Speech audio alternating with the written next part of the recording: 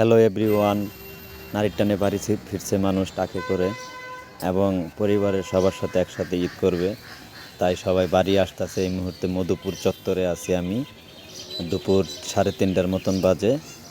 গ্রামে এই মুহূর্তে দিনে প্রচুর গরম, কিন্তু রাতে তাপমাত্রা ভালো থাকে। যতটুকু শুনছি যে টাকে বিভিন্ন বাসে করেও মানুষ আসতেছে, বিভিন্ন রুটের বাস বিভিন্ন জেলাতে ঢুকছে।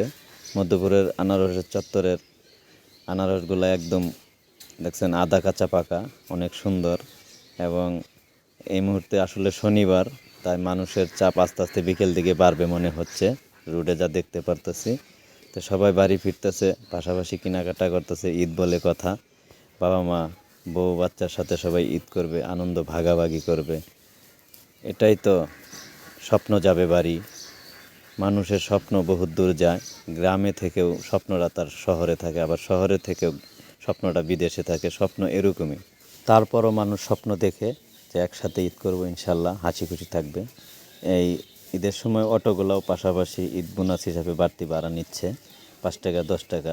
খুশিতে যাত্রীরাও সবাই দিচ্ছে, দামদর হচ্ছে। আর এই মধুপুর চত্বরে এটা আসলে একটা পয়েন্ট।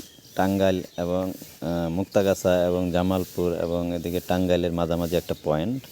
তো মাশাআল্লাহ, আলহামদুলিল্লাহ।